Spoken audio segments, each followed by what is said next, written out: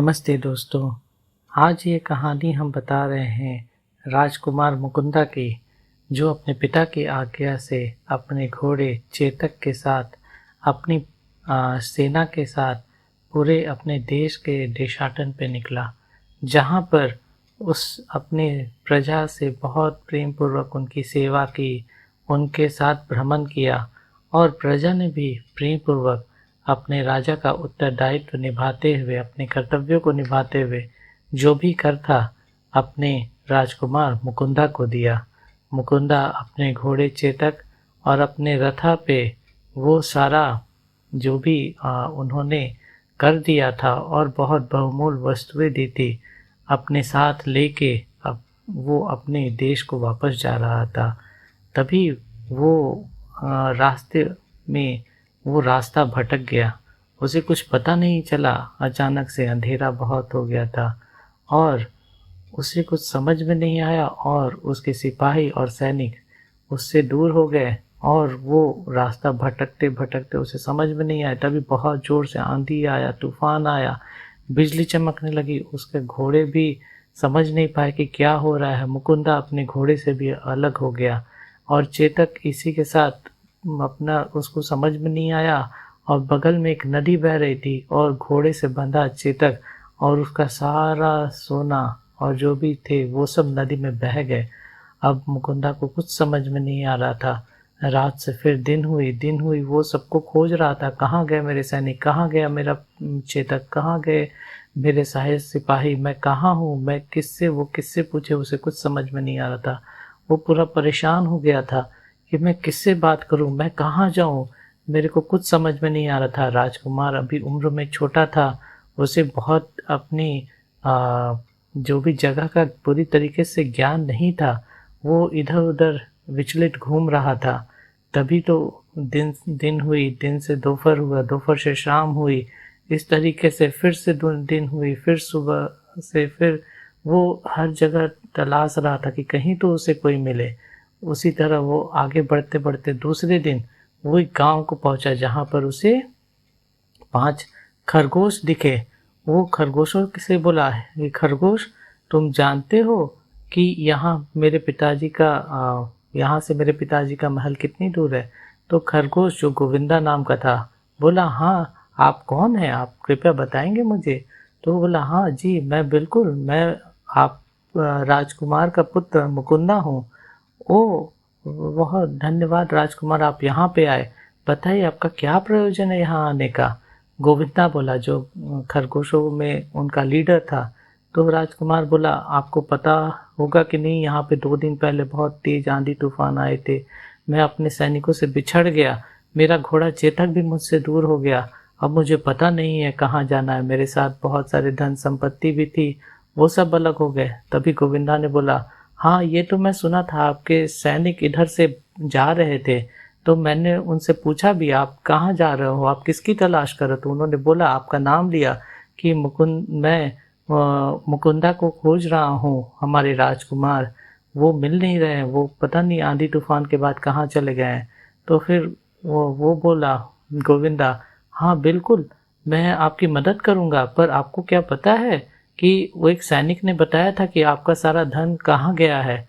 ओह अच्छा, क्या ऐसा क्या थी, तुम क्या मुझे वहाँ पे ले चलोगे? मेरे पिताजी बहुत खुश होंगे राजा। तो बोला, हाँ बिल्कुल, मैं बिल्कुल आपकी मदद करूँगा। तो इसी पे राजकुमार मुकुंदा बोले कि बहुत बहुत धन्यवाद। फिर गोविंदा बोला, हाँ बिल्कुल, एक लेकिन हम यहाँ से कैसे जाएंगे? तो राजकुमार बोले, मेरे पास तो ना घोड़े हैं ना सैनिक। तो गोविंदा बोला, जो खरगोश था, कि कोई बात नहीं, हमारे पास हमारा घोड़ा मेरा दोस्त हयग्रीवा है, जो जिसको मैं ले आऊँगा। वो आपके साथ, हमारे साथ अगर चलना चाहेगा तो चल सकता है। तो राजकुमार बहुत खुश हुए, प्रसन्न हुए। तो फिर गोविंदा उस हयग्रीवा को लाने गया। फिर हयग्रीवा बहुत सुन के खुश हुआ कि क्या मैं राजा मुकुंदा की सेवा कर पाऊंगा, राजकुमार मुकुंदा की सेवा कर पाऊंगा? तो वो भी बहुत खुशी खुशी गोविंदा के साथ आया।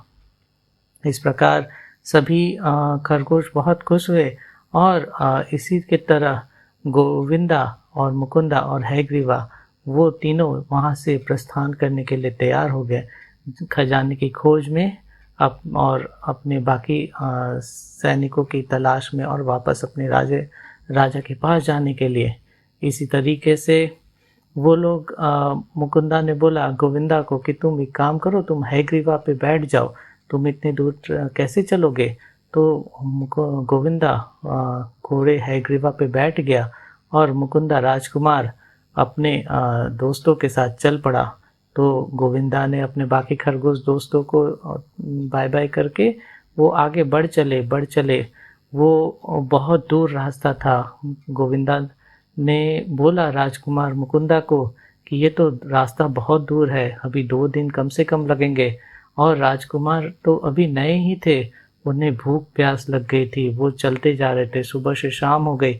अचानक से उन्हें एक जगह एक तालाब दिखा। तालाब में बहुत अच्छा साफ पानी था। वो लोग, रात तो हो गई थी, अब सोचे कि रात में कैसे तालाब में जाएंगे। तो अगले दिन सुबह को जब वो तालाब के नज़दीक गए तब उन्हें दिखा ये तो तालाब बहुत अच्छा है, इसमें बहुत सारी पानी और मछलियाँ भी हैं। तो वो फिर उस तालाब के निकट गए और सबसे पहले मुकुंदा राजकुमार ने बोला कि मैं इसके पानी को एक बार नज़दीक से देखता हूँ, कहीं पे वहाँ पे तो कोई मगरमच्छ या कोई और तरीके के जानवर नहीं है। वो उसे वहाँ देखे, फिर उन्हें पानी बहुत स्वच्छ और अच्छा लगा। तो फिर वहाँ पे वो जाके अपने हाथ मुंह धोए और थोड़ा सा उन्होंने जल भी ग्रहण किया और अपने आप को स्नान आदि करके वहाँ पे उन्हें कुछ खाने की चीज़ें भी मिल गई, जैसे बहुत सारे फल थे। और फिर उसके बाद वो फल लिए और उसके बाद गोविंदा बोला खरगोश कि अरे वाह, ये तो बहुत सुंदर पानी है, क्या मैं उसमें स्नान कर सकता हूँ। वो बोल के स्नान भी किया और फिर उसके बाद लास्ट में आखिर में हयग्रीवा भी बोले कि मैं पानी पीऊँगा, मुझे भी बहुत प्यास लगी है। फिर राजकुमार बिल्कुल बिल्कुल, मैं आपकी स्नान भी करा देता हूँ आपको, आप भी बहुत थक गए होंगे। इस तरीके से उन्होंने अब घोड़े हयग्रीवा को अच्छे से स्नान कराया और फिर वो लोग जो भी फल फूल और खाने की चीज़ें थे वो खा के और अपना एक झोले में पैक करके वो लोग फिर वहाँ से निकलने के लिए तैयार हो गए। फिर रास्ता थोड़ा कठिन था, पत्थर थे, धूल थी, भालू थे और भी बहुत सारे जीव जंतु थे, पर वो लोग डरे नहीं, वे आगे बढ़ते गए। गोविंदा को रास्ता पता था जो खरगोश था, और हयग्रीवा तो बहुत ही शक्तिशाली घोड़ा था, वो डरता नहीं था किसी भी चीज़ से। वो आगे बढ़ता गया। तभी एक वहाँ पे बहुत गहरी नदी आई और नदी का पानी भी बहुत तेज था। तभी वहाँ पे अंधेरा भी हो चुका था, शाम हो गई थी, उन्हें समझ नहीं आ रहा था कि क्या करें, अब नदी कैसे पार करें।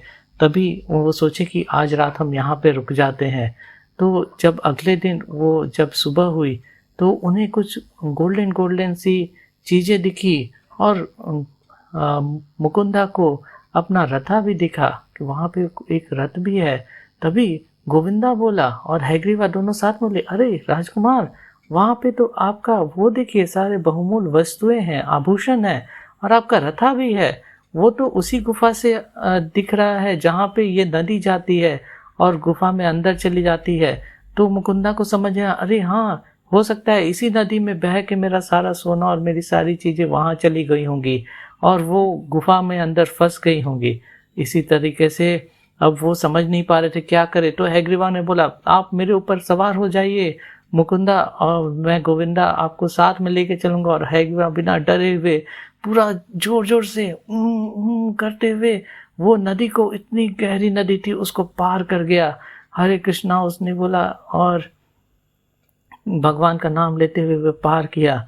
और इस तरीके से फिर वहाँ पे जब मुकुंदा पहुँचे, उन्होंने अपना रथा को पहले ठीक किया, उसको अच्छे से किया और फिर वो और गोविंदा जो खरगोश थे वो वापस अपने सारे बहुमूल्य वस्तुओं को उस रथा में रखे और रथा से वापस वहाँ पे उसको बांध के हयग्रीवा के साथ वो वापस लाने चले। तब तक नदी का पानी भी थोड़ा कम हो चुका था और वो लोग भगवान की कृपा से उस नदी को आसानी से तैरते हुए पार कर गए। मुकुंदा ने गोविंदा को बोला, आप रथा पे ही बैठ जाइए, आप थक गए होंगे। और इस तरीके से वो सभी वापस अपने देश को जा रहे थे, अपने राजा के पास जा रहे थे। फिर हयग्रीवा और गोविंदा अपने दोस्तों के पास अपने गांव पहुंचे तो उन्होंने बोला कि मेरा गांव तो आ चुका है, हम यहीं पर रुक जाते हैं। तो राजा ने बोला, राजकुमार ने बोला मुकुंदा ने कि नहीं, आप तो मेरे बहुत प्रिय मित्र हो, आपने मेरी कितनी सेवा की है, आप मेरे साथ हमारे राजा किसे मिलने चली, मैं बताऊंगा कि आप कितने वीर हैं, आप कितने महान हैं, आपने मेरी कैसी सेवा की है, आपका बहुत बहुत धन्यवाद। मैं तो आपको धन्यवाद करने के लायक भी नहीं हूँ, आपने जिस तरीके से मेरी हर समय सहायता की है और हमेशा मुझे अच्छे धर्म के मार्ग पे चलने के लिए कहा है, सत्य के मार्ग पे चलने के लिए कहा है। इस तरीके से राजकुमार मुकुंदा ने सबको बोला और अपने रथा पे बैठा के हयग्रीवा के साथ वो अपने देश को और राजा से मिलने वापस जाने लगे। यही दोस्तों, इसी के साथ हम ये अपनी कथा को समाप्त करते हैं। आशा करते हैं कि ये कहानी आपको बहुत बहुत बहुत पसंद आई होगी।